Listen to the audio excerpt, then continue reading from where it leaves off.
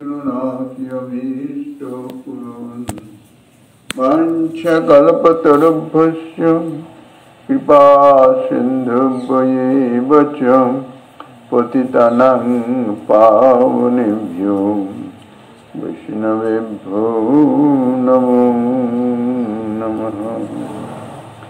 जय जय श्री चैतन्य जय नित्यानंद जय अद्वैत चंद्र जय जय गौर भक्तवृंद भगत गोष्ठी सहित गौरांग जय जय।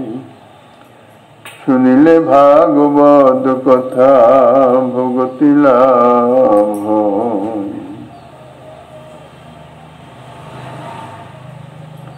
श्रीमद् भागवतम दशम स्कंद द्वाविंश अध्याय। तासां वासं सुपादायो नीपुमारुच्य सत्तरः हसद्विप्रहसन् बालः परिहासमुवाचः। अत्रागत्या बलः कामं स्वं स्वं वासः प्रगृह्यताम् सत्यं ब्रुवाणि नो नरमो यत्जुयं ब्रोतकोर्षितः। परमहंस परिव्राजकाचार्य कुल मुकुटमणि श्री सुखदेव गोस्वामी चरण प्रापविष्ट गंगा तटे देवर्षि महर्षि राजर्षि बिंद परिवेशित श्री परीक्षित महाराजेर सभाय जेरूपेते श्रीमद् भागवत कथा कीर्तन करियाछिलेन प्रभुपाद राधा विनोद गोस्वामी महोदय ताहार श्री भागवतामृत बर्षिणी टीकाते ताहारই যা आस्वादनी दियाছেন प्रसंगत अधुना ताई कीर्तित हইতেছে। श्री सुखदेव गोस्वामी पाद ब्रजकुमारिकागणेर कात्यायनी व्रत कथा वर्णन शेष करे शेष दिने जे ताहादेर अभीष्ट सिद्धि अर्थात कृष्ण प्राप्ति ताहाई वर्णना करितेছেন। श्रीकृष्ण अति चंचल भावे यमुना तीरस्थ वस्त्रगुली आहरण करे कदम्ब वृक्षे आरोहण करलेन एवं हास्यपरायण बालकगणेर सहित हास्य करिते करिते नानाविध परिहास वचन बोलते लागलेन।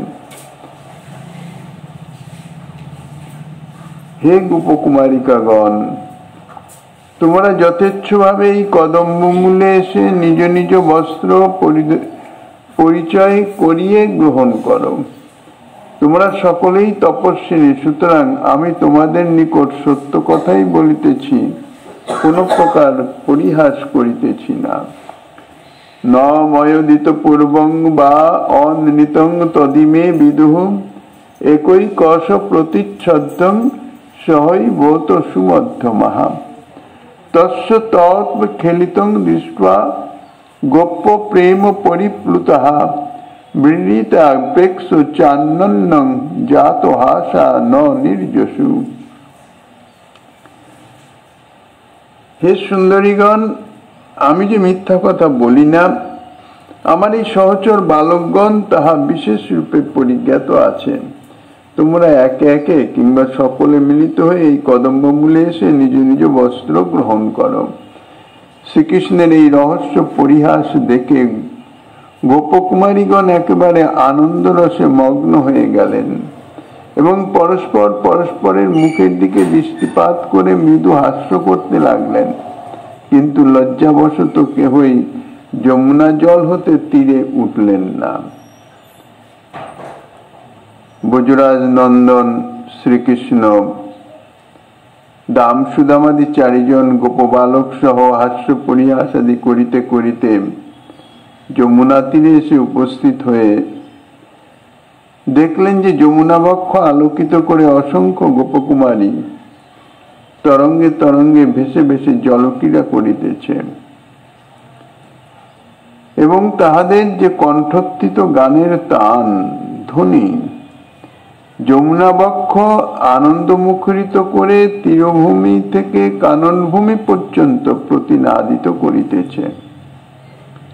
তাহারা সকলেই বাচ্চাবেশ শূন্য এক পরমানন্দ সাগরে যেন তারা নিমগ্ন হয়ে আছে। ব্রজরাজ নন্দন যমুনা তীরে এসে তাহাদের অনিন্দ সুন্দর অনুরাগ মাখা মূর্তি দেখে ভাবে বিভোর হয়ে গেলেন। কেননা প্রেমৈক বর্ষ শ্রী ভগবান, প্রেমই তাহার আস্বাদনীয়। প্রেম অপ্রাকৃত চিন্ময় বস্তু, আনন্দময়।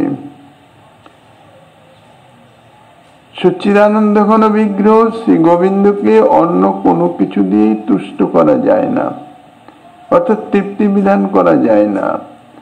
প্রেমে তিনি যতটা তৃপ্ত হন।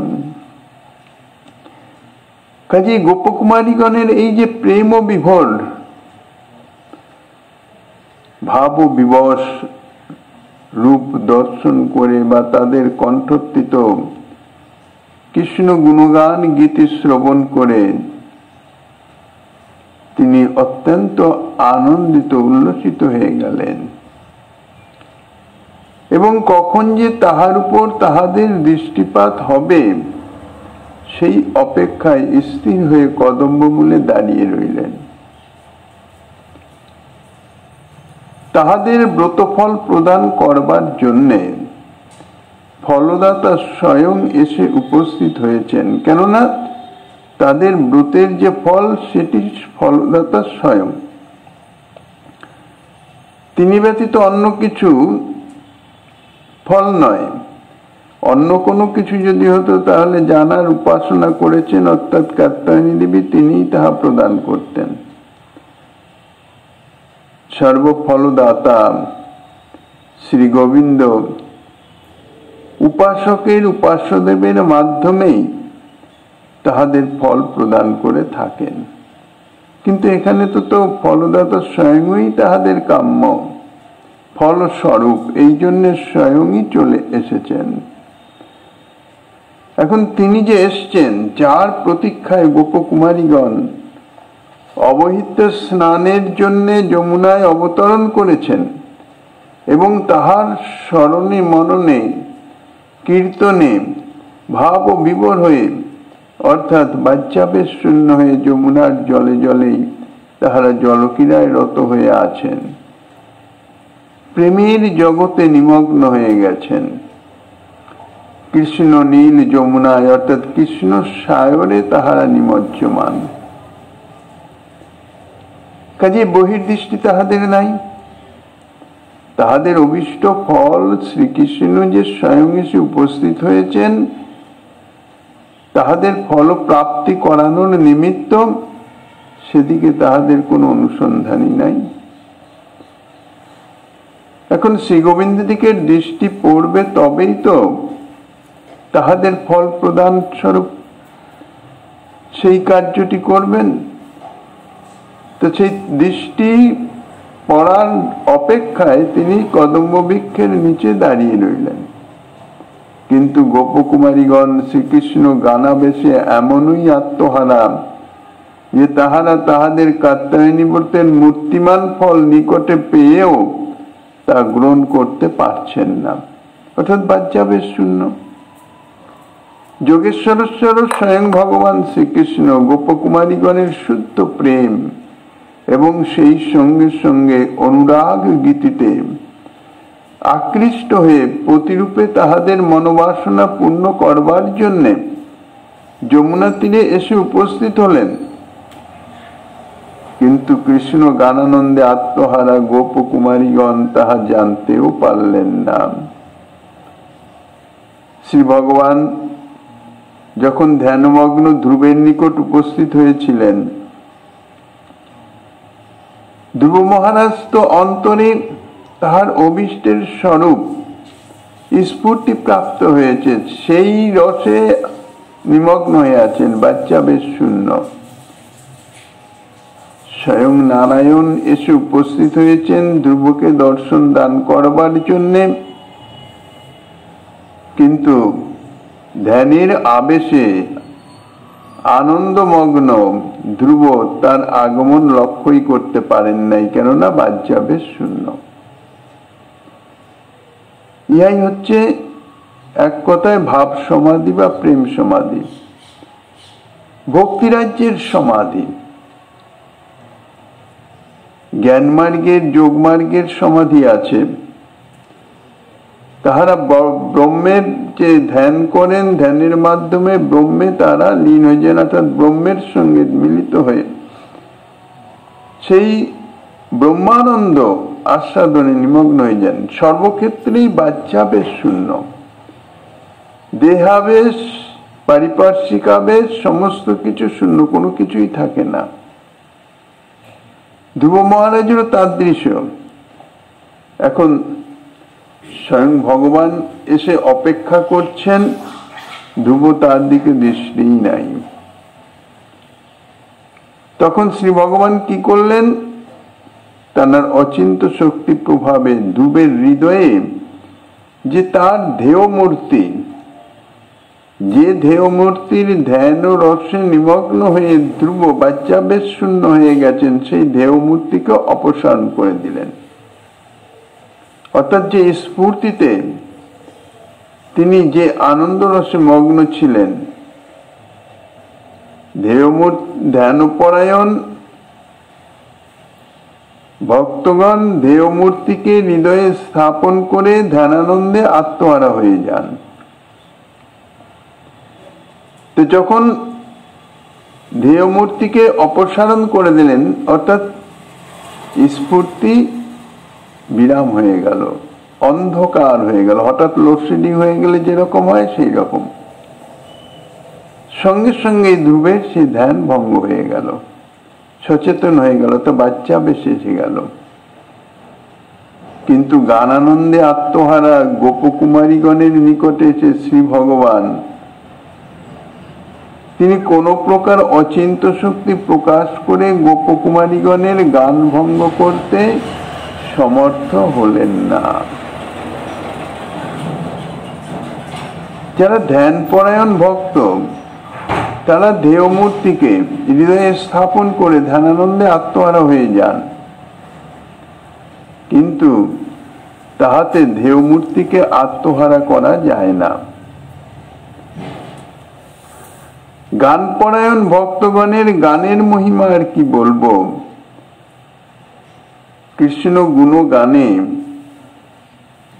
যিনি গান করেন, অর্থাৎ কীর্তন করেন, সেই ভক্ত সে নিজে তো আত্মহারা হয়েই যান, বাচ্যাবেশ শূন্য হয়ে যান, সঙ্গে সঙ্গে সেই গান যাদের কর্ণদ্বারে প্রবিষ্ট হয়, আর বিশেষ করে যার উদ্দেশ্যে গান, শ্রবণ কীর্তন ইত্যাদি যে ভক্তি অঙ্গ, সমস্ত কিছুই ভগবত প্রীতির নিমিত্তে অনুষ্ঠিত হলে তবেই তাহা যথার্থ ভক্তি। নিজ সুখের জন্যে বা শ্রোতাগণের সুখের নিমিত্ত যদি অনুষ্ঠিত হয়, তাহা কিন্তু শুদ্ধা ভক্তিতে পর্যবসিত হয় না, শুদ্ধা ভক্তি হয় না।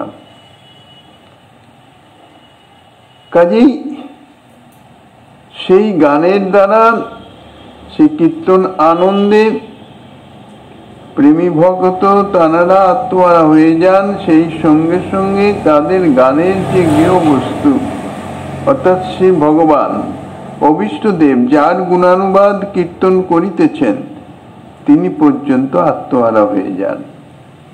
কাজেই তখন আর তাহার কোন প্রকার অচিন্ত বৈভব প্রকাশের কথা মনে থাকে না, কেননা তিনিও আনন্দ বিবশ হয়ে যান। গোপকুমারীগণ তাহাদের পরম প্রিয় গোপরাজ নন্দনকে প্রতিরূপে পাবার জন্য কাত্যায়নী ব্রত অনুষ্ঠান করে কাত্যায়নী দেবীর কৃপায় আজই আমরা আমাদের ব্রজেন্দ্র নন্দনকে প্রতিরূপে পাব, এই আশায় বুক বেঁধে আশাবন্ধ অবশ্যই প্রাপ্ত হব, তাহার আগমন প্রতীক্ষায় অবস্থান করিতেছেন। কাজে শ্রীকৃষ্ণ যোগেশ্বরেশ্বর হয়েও তাহাদের প্রেমানুরূপ মুগ্ধ গোপ বালক মূর্তিতেই, অর্থাৎ তাহারা যে স্বরূপে তাহাকে পেতে চান, সেই স্বরূপেই তাহাদের নিকটে এসেছেন। এবং সেইভাবেই তাহাদের সহিত মিলিত হবার জন্যে কিভাবে মিলিত হওয়া যায় সে বিষয়ে তিনি উপায় চিন্তা করিতেছেন। যমুনা তীরে এসে ব্রজরাজ নন্দন কিছুক্ষণ অনিমেষ নয়নে যমুনা বিহরণী অনুরাগিনী গোপকুমারীগণের দিকে তাকিয়ে রইলেন। তাহাদের যে অনুরাগের যে গভীরতা, সেই রস আস্বাদন করলেন। তারপর তিনি তাহাদের সহিত রহস্যালাপ করবার জন্য উদ্গ্রীব হয়ে নিজের দিকে তাহাদের দৃষ্টি আকর্ষণ করবার জন্য কখনো বা নিজের সঙ্গে গোপবালকগণের সহিত উচ্চ রবে কথা বলতেন, কখনো বা উচ্চ হাস্য করিতেছেন, কখনো বা সশব্দে যমুনা তীরে পদচারণ করিতেছেন, কিন্তু কিছুতেই কৃষ্ণ গান ও রসমগ্না গোপকুমারীগণের দৃষ্টি তাহার উপর নিপতিত হল না। তাহারা তাহাদের ভাব বিবশ অবস্থায় যমুনা জলেই বিহার করিতে লাগিলেন। শ্রীকৃষ্ণ তার দিকে দৃষ্টি আকর্ষণ করবার জন্য বাহ্যিকভাবে নানান রকম উপায় করলেন। এই প্রকারে নানাবিধ উপায়ে গোপকুমারীগণের দৃষ্টি আকর্ষণের চেষ্টা করেও যখন শ্রী ভগবান ব্যর্থ মনোরথ হলেন, এখানে কোন রকম ঐশ্বর্য প্রকাশ করলেন না, কেননা এটা বিশুদ্ধ প্রেমের স্থান। এখানে ঐশ্বর্য প্রকাশের তাহলে সেই রসভঙ্গ হয়ে যাবে, রসাভাস দোষ এসে যাবে।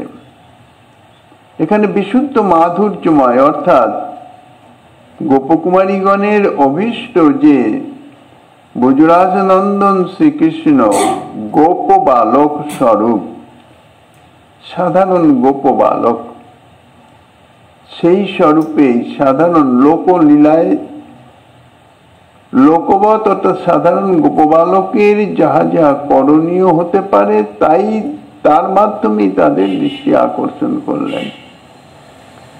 কিন্তু যখন সর্বতভাবে ব্যর্থ মনোরথ হলেন, তাদের দৃষ্টি কিছুতেই অর্থাৎ তাদের বাহ্য স্মৃতি ফিরিয়ে আনা গেল না, তখন কি উপায়ে তিনি তাদের বাহ্য স্মৃতি আনবেন সেই উপায়ন্তরের অনুসন্ধানে যেমন ইতস্তত দৃষ্টিপাত করতে লাগলেন, তখনই দেখলেন যে যমুনা তীরস্থ শুষ্ক ভূমিতে গোপকুমারিকাগণের যে বস্ত্রগুলি, সেই বস্ত্রগুলি সমস্ত রয়েছে।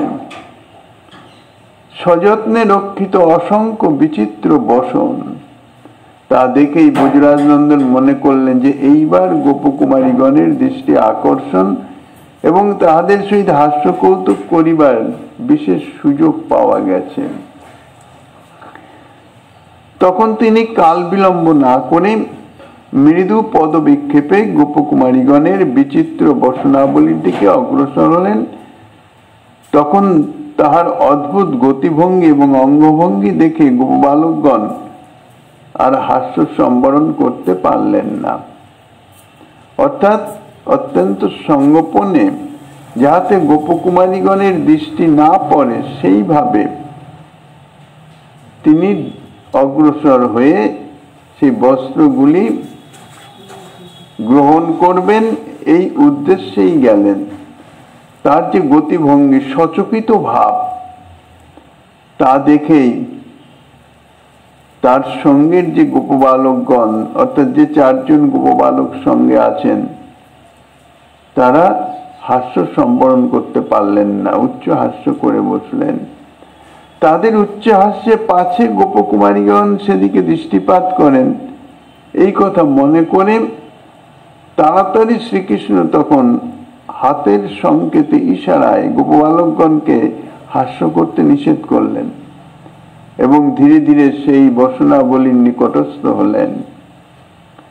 আনন্দ বৃন্দাবন চম্পু গ্রন্থে বর্ণিত আছে, বদ্ধাকে শান জমিত পরিধির নুপুরে মুকয়ত্তিওয়া বারং বারং পরিজন কথাং বারয়ন ভ্রু বীর্যম্বই নঞ্চত কায়শ্চকিত নয়ন গোপয়ন্নঙ্গ মঙ্গই গুরো স্মেরো বসন মহর ছৌরি রাভি রিকানাম আচ্ছাদ্য গাত্রই সহসাম্বরানি মুকি কৃতা শেষ বয়স্য বর্গ শনৈ শনৈর নিপ ভুজাদি রুরস তদাভিমুখং হরিরুল্লাস।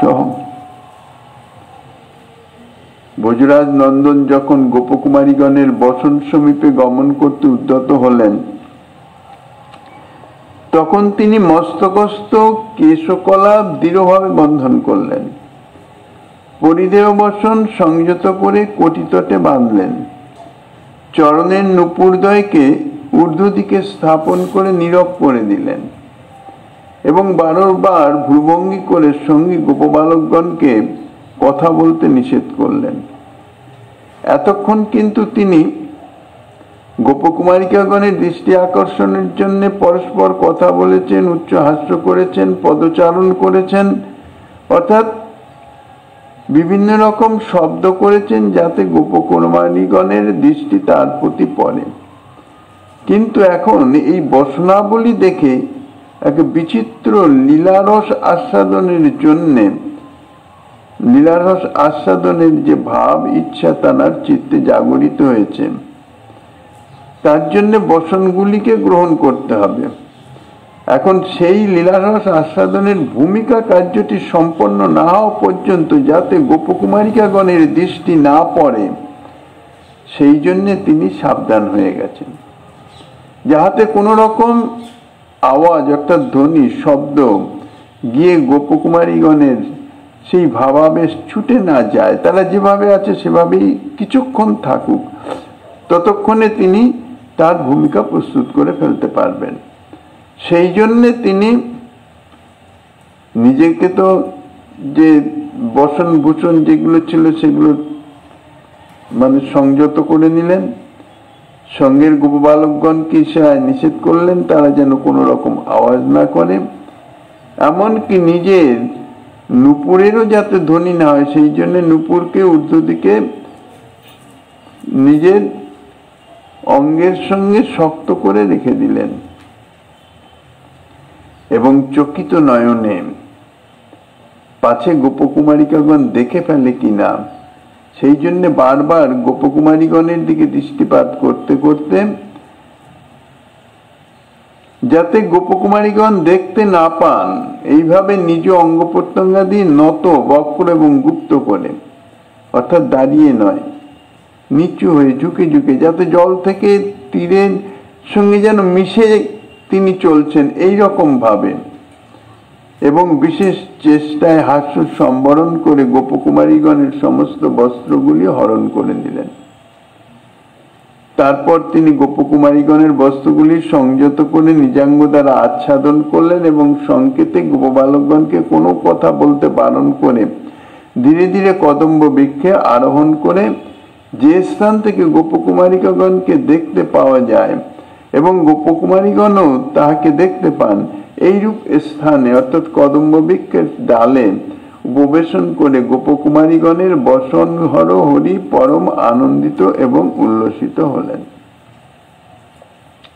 যদিও অসংখ্য গোপকুমারীগণের বসন সমূহ একত্র মিলিত করা এবং তাহা সংযত করে একেবারে নিয়ে আসা এটা কিছুতেই সম্ভবপর নহেন, কিংবা প্রতিবারে সম্ভবত কয়েকখানি করে বস্ত্র নিয়ে এসে একত্র মিলিত করাও ইহাও অল্প সমসাধ্য নহেন, তাহাতে অনেক সময় লেগে যায়।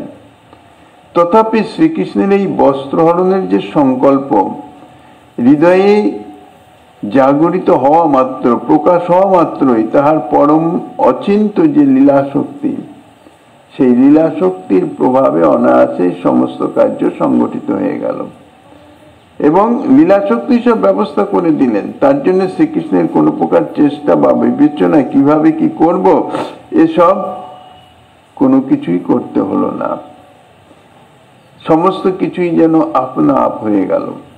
গোপকুমারীগণের শুদ্ধ প্রেম ও প্রভাবে শ্রীকৃষ্ণ যদিও মুগ্ধ গোপবালকের ন্যায়ই ব্যবহার করিতেছেন, তথাপি মনে রাখা উচিত যে তিনি যোগেশ্বরেশ্বর এবং স্বয়ং ভগবান। অচিন্ত অনন্ত ঐশ্বর্য সম্বলিত। তিনি যতই মুগ্ধ বালক গোপবালক সেজে লীলা করুন না কেন, তার লীলা শক্তি সদা সর্বদাই তাহার সঙ্গেই তো থাকেন। আর লীলা শক্তির কাজই হচ্ছে তাহার ইচ্ছা অনুরূপ লীলার সম্ভার সজ্জিত করে দেওয়া। আর লীলা শক্তি অচিন্ত, তার এই অচিন্ত প্রভাবে তাহার সংকল্পিত কোন লীলাই কখনো কোনোভাবে কোনো দিক দিয়ে অপূর্ণ থাকে না।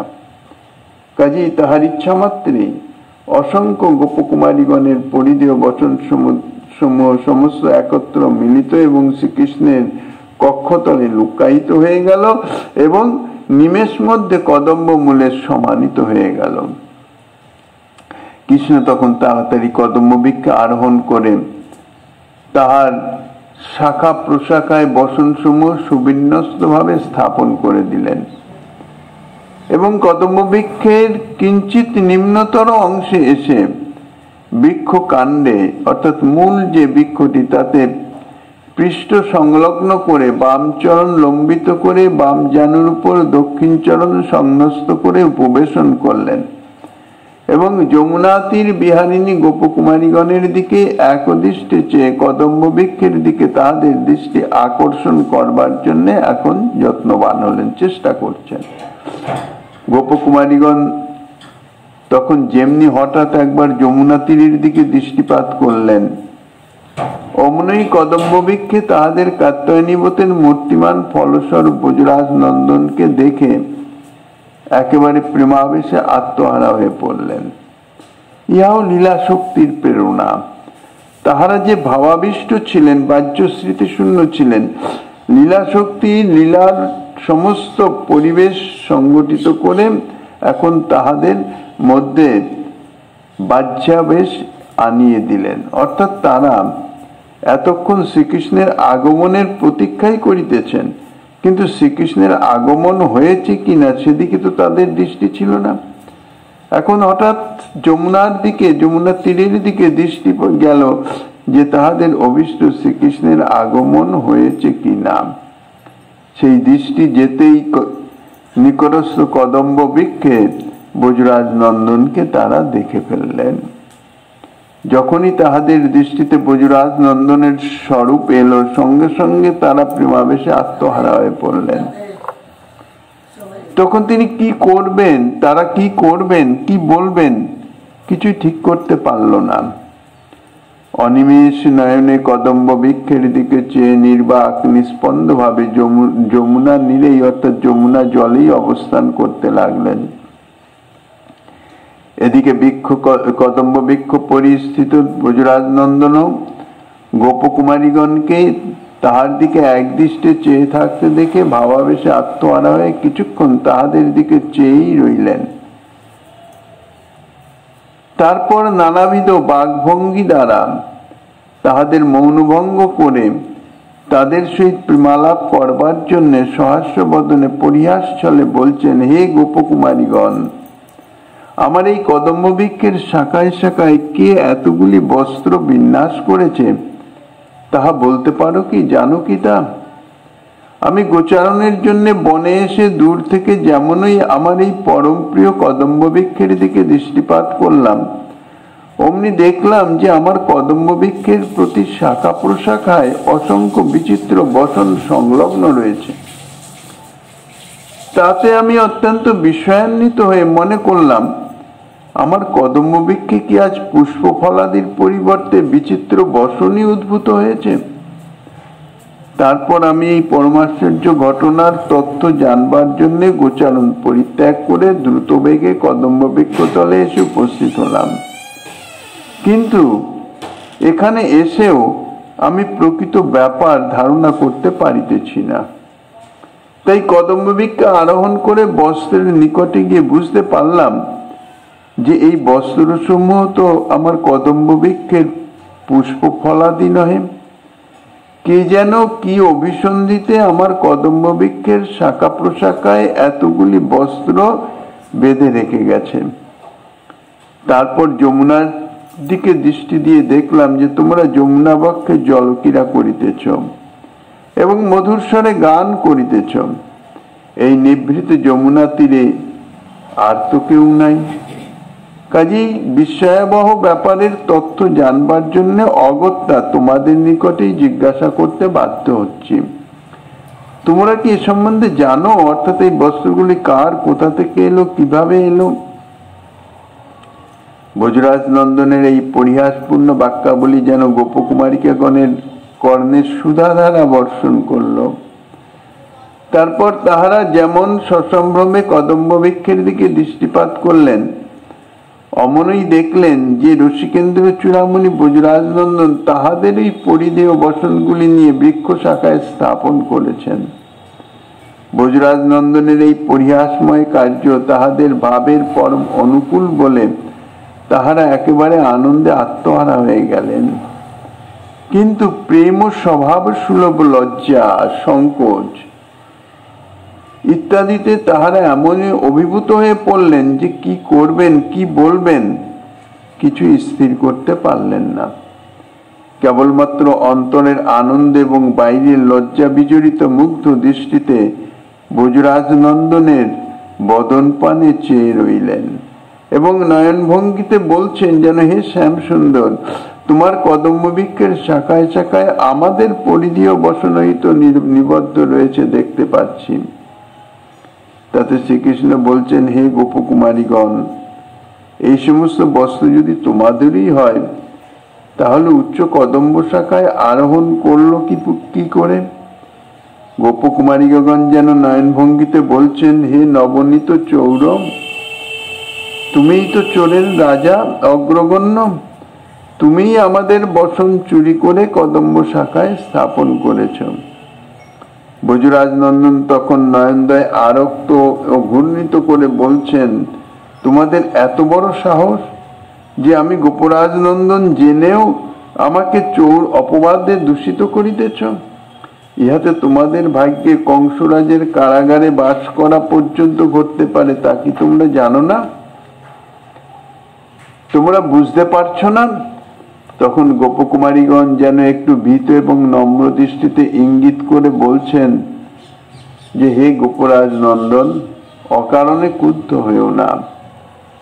তুমি একবার ভালো করে বস্ত্রগুলি দেখে বিচার করে বলো যে এগুলি স্ত্রীর বস্ত্র না পুরুষের বস্ত্র।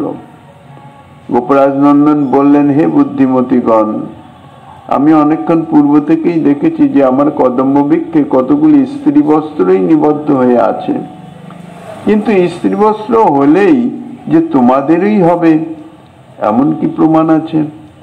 জগতে কি তোমরা ভিন্ন আর কোন রমণী নাই? এই কথা শুনে গোপ বালিকাগণ ইঙ্গিতে বললেন যে, হে পুরুষ শেখর, জগতে অনেক রমণী আছে, সন্দেহ নাই, কিন্তু এই নির্জন যমুনা তীরস্থ বনভূমিতে তো আমরা ভিন্ন অন্য কোন রমণী যাতায়াত করে না। ইহাতে শ্রীকৃষ্ণ বললেন, ওই নির্জন বিহারিণীগণ, জগতে তোমরা ব্যতীত আর কোন রমণী কি নির্জনের খেলা জানে না? গোপকুমারীগণ লজ্জিত লজ্জা বিজড়িত দৃষ্টিতে ইঙ্গিত করছেন যে, হে বক্রবুদ্ধে, আমরা এই নির্জন বনে খেলা করবার জন্য আসি নাই।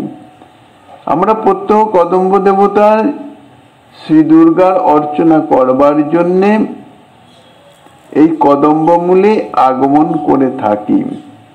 ইহাতে শ্রীকৃষ্ণ বললেন, জগতে কি তোমরা ভিন্ন আর কেহ দুর্গা পূজা করে না? গোপকুমারীগণ বলছেন, মস্তক সঞ্চালন করে ইঙ্গিতে করছেন যে, হে গোপকুমার, এখানে একমাত্র আমরাই দুর্গা পূজা করে থাকি। সত্যই আমরা ব্যতীত আর কেহ এখানে দুর্গা পূজা করতে আসে না। কৃষ্ণ তখন গম্ভীর স্বরে বললেন, ওই মুগ্ধ বালিকা বৃন্দ, তোমরা কিছুই জানো না। প্রত্যহ নিশীথ রজনীতে বিমান চালিনী দেবীগণ এই স্থানে এসে দুর্গা পূজা করে থাকেন। গোপকুমারীগণ ইঙ্গিতে জানালেন যে, হে সর্বজ্ঞ শিরোমণি, দেবীগণ প্রত্যহ এখানে এসে দুর্গা পূজা করতে পারেন বটে, কিন্তু তাহারা কদম্ব শাখায় বস্ত্র রেখে যাবেন কেন? কৃষ্ণ বললেন, হে ব্রজ বালিকাগণ, তোমরা তো জানো না আজ রাত্রিতে আবার সেই দেবীগণ দুর্গাপূজা করতে আসবেন, সেই জন্যে তাহারা যমুনায় স্নান করে শুদ্ধ বস্ত্র পরিধান করবেন বলে কদম্ব শাখায় শুদ্ধ বস্ত্র বেঁধে রেখেছেন। গোপকুমারীগণ হস্তমুখাদি সঞ্চালনকে ইঙ্গিতে বললেন, হে গোষ্ঠকীরা বিশারদ, তুমি জানো না যে আমরাই আজ মধ্যাহ্নে দুর্গা পূজা করব বলে এখন যমুনায় স্নান করিতেছি এবং স্নানান্তে শুদ্ধ বস্ত্র পরিধান করিব বলে বনদেবতা দ্বারা আমাদের ওই বস্ত্রগুলি শুদ্ধভাবে কদম্ব বৃক্ষের উচ্চ শাখায় স্থাপন করিয়েছি।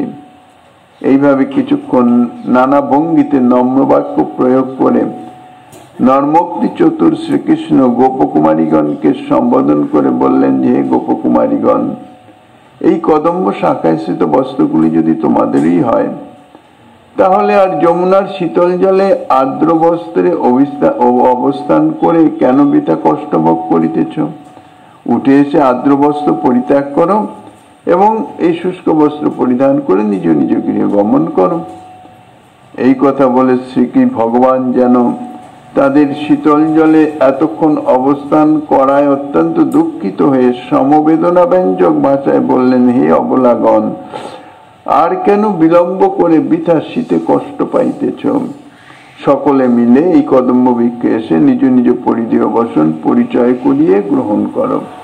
আমি এতক্ষণ এই কদম্ব বৃক্ষে থেকে তোমাদের বস্ত্র রক্ষণাবেক্ষণ করেছি, অতএব আমাকে পারিতোষিক রূপে তোমাদের প্রত্যেকেরই এক এক গাছি করে হার অর্পণ করতে হবে।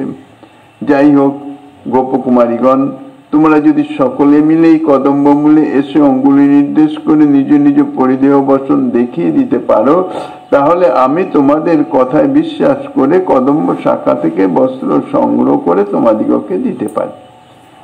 নচেৎ তোমরা যদি একজন কিংবা দুইজন এসে সমস্ত বস্ত্র নিয়ে যেতে চাও, তাহলে আমি কিন্তু তাতে সম্মত হব না। ব্রজরাজ নন্দন এমন ভাবে হস্তমুখাদি ভঙ্গি করে গম্ভীর স্বরে গোপকুমারীগণকে এই সমস্ত কথা বললেন যে তাতে গোপকুমারীগণ প্রেমাবেশে আত্মহারা হয়ে গেলেন এবং ইঙ্গিতে জানালেন, হে ধূর্ত শিরোমণি, তোমার নিকট একাকিনী যেতে আমাদের কখনো সাহস হয় না। একে তো আমরা অবলা, তারপর যদি একাকিনী তোমার নিকট যাই, তাহলে তুমি যে আমাদের কোন বিড়ম্বনায় ফেলবে তাহা আমরা ভেবেও স্থির করতে পারছি না। অতএব হে দয়ার্দ শিরোমণি, যদি আমাদের উপর সত্য সত্যই তোমার এত দয়া হয়ে থাকে, তাহলে আমাদের বস্ত্রগুলি যমুনার জলে নিক্ষেপ করো কিংবা তোমার সহচরগণ দ্বারা পাঠিয়ে দাও। আমাদের একাকিনী তোমার নিকটে যেতে ভরসা হয় না।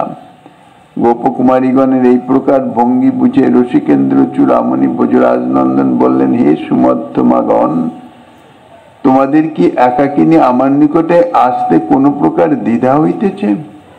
যদি তাহাই হয়, তাহলে তোমরা সকলে মিলে এই কদম্ব মূলে আসো, এসে নিজ নিজ বস্ত্র দেখিয়ে দাও, তারপরে নিয়ে যাও। তোমরা যদি সকলে মিলে কদম্ব বৃক্ষের নিকটে উপস্থিত হও, তাহলে আমি একাকী তোমাদের বহুজনের সহিত কোন প্রকার বিড়ম্বনা ব্যবহার করতেও সমর্থ হব না এবং অনায়াসেই তোমাদের কার্যসিদ্ধি হয়ে যাবে। অতএব হে গোপকুমারীগণ, আর বৃথা বিলম্ব করে যমুনার শীতল জলে অবস্থান জনিত ক্লেশ ভোগ করো না এবং আমাকেও এখানে আবদ্ধ করে রেখো না। আমি তোমাদের বস্ত্র তোমাদিগকে বুঝিয়ে দিয়ে আমার কার্যে আমি চলে যাব। তোমরা একে বালিকা, তাহাতে ক্ষীণাঙ্গী, তাহাতে ব্রতকৃষা, তোমাদের যমুনার জলে এতক্ষণ দণ্ডায়মান থাকায় বিশেষ কষ্ট অনুভব হইতেছে, ইহাতে সন্দেহ নাই। সেই জন্য আমিও তোমাদের দুঃখে দুঃখিত হয়ে পুনঃ পুনঃ তোমাদের এখানে এসে বস্ত্র পরিধান পূর্বক নিজ নিজ গৃহে গমন করে বিশ্রাম করবার জন্য অনুরোধ করিতেছি। রমণী জাতি সুলভ লজ্জাবশত তোমরা আমার নিকট আসতে পারিতেছ না বলে মনে হয় না, কারণ মস্তকই তো দেহের উত্তমাঙ্গ, কিন্তু তোমরা সেই উত্তমাঙ্গ অবাধে উন্মুক্ত করে আমার সম্মুখে তো দাঁড়িয়েই রয়েছ, তাহাতে তোমাদের কোনো প্রকার লজ্জাবোধ হচ্ছে না। সুতরাং মধ্যমাঙ্গ প্রদর্শনেই বা তোমাদের লজ্জা কি হবে? যাহাদের উত্তমাঙ্গ প্রদর্শনে লজ্জা নাই, তাহাদের মধ্যমাঙ্গ প্রদর্শন করতেও কোনো প্রকার লজ্জা হওয়া সম্ভব বলে মনে হয় না। যাই হোক, আমি তোমাদের হিতার্থে নানা কথা বললাম, এখন তোমাদের যা ইচ্ছা তাই করতে পারো। তোমাদের বস্ত্রগুলি কোনো প্রকারে নষ্ট হবে বলেই আমি সর্বকর্ম পরিত্যাগ করে এই কদম্ব বৃক্ষে এসে তোমাদের বস্ত্র রক্ষণাবেক্ষণ করিতেছি, এবং তোমরা যমুনার শীতল জলে দাঁড়িয়ে থেকে ক্লেশ ভোগ করিতেছ বলে পুনঃ পুনঃ তোমাদের কদম্ব মূলে এসে শুষ্ক বস্ত্র পরিধান করবার জন্য অনুরোধ করিতেছি। ইহা ব্যতীত এতে আমার অন্য কোনো স্বার্থ সিদ্ধি বা স্বার্থ অভিসন্ধি নাই। কৃষ্ণ অনুরাগিনী গোপকুমারীগণ প্রতিরূপে কৃষ্ণকে পাবার লালসায় অধীর হয়ে 1 মাস কাল কত নিয়ম নিষ্ঠা অবলম্বন করে তীব্র পরিশ্রম করে কাত্যায়নী দেবীর অর্চনা করে আজ ব্রত শেষ দিনে কৃষ্ণেরই অপেক্ষায় যমুনা তীরে কতক্ষণ বসে থেকে তারপরে কৃষ্ণেরই নাম গুণগান করতে করতে যমুনা বক্ষে ভেসে বেড়াতেছিলেন। এইভাবে তাহাদের কতক্ষণ অতিবাহিত হয়ে গেছে তাহারা কিছুই জানেন না। কিন্তু যখন শ্রীকৃষ্ণের আহ্বানে তাহাদের বাহ্য জ্ঞান হলো, তখন তাহারা দেখলেন যে যাহাকে পাবার জন্য তাহারা 1 মাস কাল কত পরিশ্রম করে কাত্যায়নী দেবীর অর্চনা করেছেন, আজ স্বয়ং সেই তিনি এসে উপস্থিত হয়েছেন এবং হাসি মাখা মুখে প্রাণ মাতানো স্বরে তাহাদের লক্ষ্য করে কি যেন বলিতেছেন। তারপর যখন গোপকুমারীগণ শ্রীকৃষ্ণের বাক্যে কর্ণপাত করে তাহার অর্থ হৃদয়ঙ্গম করলেন, তখন তাহারা দেখলেন যে তাহাদের চির আকাঙ্ক্ষার ধন তাহাদেরই নিকট এসে তাহাদের মনের মতো কথাই বলিতেছেন। প্রতি কথায় হাস্য, পরিহাস, ভ্রুভঙ্গি, মুখভঙ্গি, হস্ত সঞ্চালন প্রভৃতি যাহা কিছু প্রকাশ হইতেছে, তাহা সমস্তই গোপকুমারীগণের ভাবেরই অনুকূল। সুতরাং গোপকুমারীগণের আর আনন্দের সীমা পরিসীমা রইল না। তারা সকলেই মনে মনে নিশ্চয় করিলেন যে আমাদের কাত্যায়নী পূজা সর্বাংশে সার্থক হয়েছে। কিন্তু এখন আমরা কি করব? আমাদের প্রাণবল্লভ গোপরাজ নন্দনের নিকটে গিয়ে কি তাহার চরণদ্বয় বক্ষে ধারণ করে এতদিনের উদ্বেগ আকাঙ্ক্ষা জনিত তীব্র তাপ শান্তি করিব, নাকি আরো কিছুক্ষণ যমুনা তীরে অবস্থান করে শ্যামসুন্দরের মধুর বচনামৃত পান করব? গোপকুমারীগণ কত কথাই না ভাবতেছেন, কিন্তু কি করবেন কিছু স্থির করতে পারছেন না। তাহারা আজন্ম কৃষ্ণ প্রেমে আত্মহারা তো আছেনই, তাহার পর আজ আবার কৃষ্ণের মুখে নানাবিধ হাস ও পরিহাসাদি শুনে তাহারা একেবারে প্রেমানন্দ সাগরে নিমগ্ন হয়ে গেলেন। তাহারা মনে করিতেছেন যে যাহার জন্য এত উৎকণ্ঠা, যাহাকে পাইবার জন্য কাত্যায়নী ব্রত অনুষ্ঠান, যাহার জন্য যমুনা তীরে অপেক্ষা করা, তিনি স্বয়ং এসে পরিহাস ভঙ্গিতে কত আদর করে আমাদের ডাকছেন। সুতরাং আমাদের আর বিবেচনা করবার কি আছে? আমরা এখনোই কদম্ব মূলে উপস্থিত হয়ে তাহার আদেশ পালন করি। আবার পরক্ষণে স্ত্রী জাতি সুলভ লজ্জা এসে তাহাদিগকে এমনই আচ্ছন্ন করল যে তখন আর তাহারা কৃষ্ণের দিকে দৃষ্টিপাত করতে পর্যন্ত অক্ষম হয়ে পড়লেন। এইভাবে কতক্ষণ অতিবাহিত হয়ে গেল, কিন্তু গোপকুমারীগণ যমুনা জল পরিত্যাগ করে কিছুতেই তীরে উঠতে পারছেন না। গোপকুমারীগণ যে বয়সে কৃষ্ণ অনুরাগ সাগরে অবগাহন করে কৃষ্ণকে প্রতিরূপে পাবার জন্য ব্যাকুল হয়ে পড়েছেন, সে বয়সে অঙ্গ প্রত্যঙ্গাদির এমন কোনো বিকাশ বা পূর্ণতা প্রাপ্ত হয় না যে জন্য কোনো প্রকার লজ্জার অবসর থাকে। সে বয়সে নগ্ন অবস্থায় ধুলা খেলা করাই স্বাভাবিক। কিন্তু কৃষ্ণ প্রেমে গোপকুমারীগণের দেহস্মৃতি নাই, তাহাদের দেহের আকৃতি যে কিরকম সে স্মৃতি নাই। তাহারা বালিকা কি তরুণী তাহারা কিছুই জানেন না। কেননা তাহাদের যে কৃষ্ণ অনুরাগ, ইহা তো বালিকার অনুরাগ নয়। দীর্ঘকালে তাহাদের প্রেম ভক্তির যে পরিণত অবস্থা। কাজে শরীর যাই হোক, তাহাদের অন্তরের ভাব তাহা বালিকার মতন নয়। তাহারা কৃষ্ণ প্রেম সিন্ধুতেই নিমগ্না। প্রেম ও স্বভাব সুলভ লজ্জাই তাহাদের এমন ভাবে আক্রমণ করেছে যে তাহারা তাহাদের চির আকাঙ্ক্ষিত ধন, জীবনেরই জীবন গোপরাজ নন্দনের কত আদরের ও কত ভালোবাসার ডাক শুনেও যমুনা নীর থেকে তীরে উঠতে পারছেন না। তাহারা সকলের অলক্ষ্যে কৃষ্ণের মুখপানে চেয়ে কতবার মৃদু মৃদু হাস্য করলেন, নয়নে নয়ন সমর্পণ করে কতবার অধোগদন হলেন, কিন্তু যমুনা নীর ছেড়ে, জল ছেড়ে উঠতে পারছেন না। তাহাদের মনপ্রাণ অনেকক্ষণ থেকেই কৃষ্ণচরণ প্রান্তে চলে গেছে, কিন্তু লজ্জা বিজড়িত দেহখানি তাহা যমুনা জলেই রয়ে গেছে। কাজেই গোপকুমারীগণের আর যমুনা জল থেকে উঠে তীরস্থ কদম্ব মূলে তাহাদের প্রাণবল্লভের চরণ কমল ছায়াতলে যাওয়া আর হচ্ছে না। এইভাবে অসংখ্য লজ্জিতা অধমুখী গোপকুমারী যমুনা নীরেই অবস্থান করতে লাগলেন। পরবর্তী আস্বাদনী যা গোস্বামী পাদ দিচ্ছেন শ্রীমান মহাপ্রভু গিরিধারীলালের কৃপা হলে আগামী দিন আস্বাদনের বাসনা রেখে অদ্যকার ভাগবতী কথার এখানেই বিশ্রাম।